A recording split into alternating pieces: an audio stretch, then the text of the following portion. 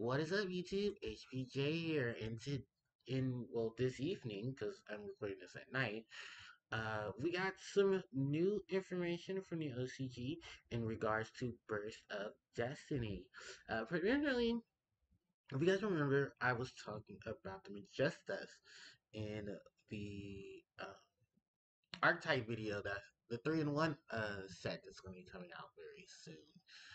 Which I completely blanked on the name, but I said that the spellcast, that the monster in it, that they're referring to as an archetype that will have sent you on a new adventure.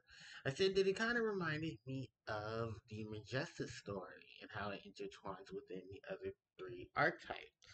Um, the Magistus spreading itself into what, the witchcraft, the invoked, and the Endymion archetype. But there was one monster that had not been touched, and that was Zoria, or if I'm pronouncing his name correctly, Zoraya, if that's it, Zoria or Zoraya. I think it's Zoraya because of how it's spelled. But we do have the Magistus monster, and he has a new form as he was the tuner for the archetype of the Magistus, and now he has a synchro variant. So this is Zuria, the Magistus Daimon. He is the second of their synchro monsters, and he has a outstanding amount of effects attached to him. So this is Zariah, the Magistus Daimon. He is level 8 fire attribute, spellcaster synchro monster with 2900 attack and 1500 defense. Requirements: 1 spellcaster tuner plus 1 or more non-tuners. You only use this card's third effect once per turn.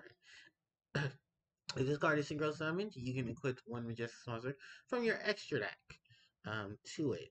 The second effect is if your opponent cannot activate effects of monsters of the same type. Fusion, Synchro, Exceed, or Link as a Magistus card in your Cells and Trap card zone. You target 1 Magistus card you control, destroy it, and if you do, such summon this card from your graveyard. So the fact that it has the ability to float, it has the ability to negate, to force your opponent to not activate effects of certain cards, and then on top of that, have the ability to equip itself from monsters in your extra deck. It's giving Magistus even more power, because that's the object of Magistus, was that they're able to equip each other to each other and give each other beneficial effects while equipped.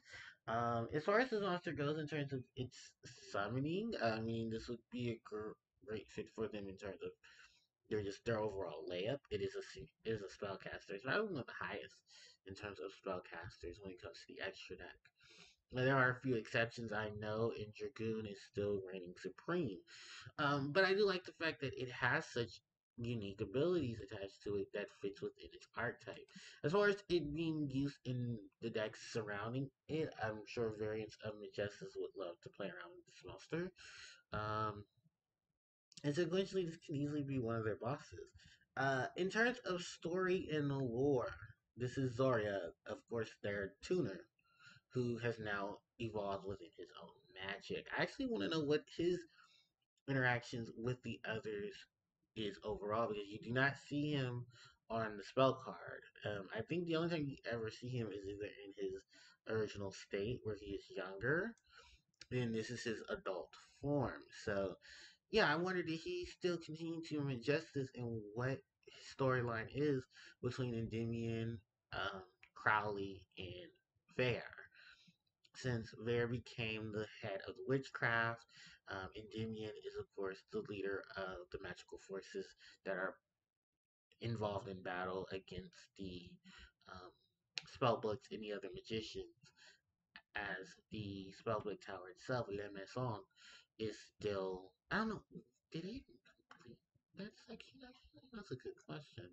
Because I do believe that the last time we heard of the last time we heard of Magistus, of course, was that in terms of their lore, it's just the retellings of the beginnings of what the other three were: Endymion, Fair, and Crowley. Because now Crowley is survives under the spellbook Tower of Mason, and he's instructing um, the prophecy monsters, and those are the ones who are looking over the Grand Tower. Which would not surprise me if we do get some more cards to circumvent that in terms of the Magistus to tell that part of the story. While Vare and her witchcrafters are working with a Daimon, and I do believe in Daimon and his forces have now waged their war in between. So we don't know what the Magistus stand is because you know Zora could be in between trying to, end the bloodshed between the spellcasters.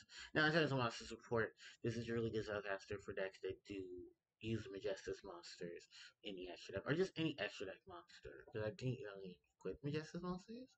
Yeah, Magistus monsters for an extra deck. So most likely this is like a very a Shaddoll that can incorporate Magistus, invoked that can incorporate Magistus.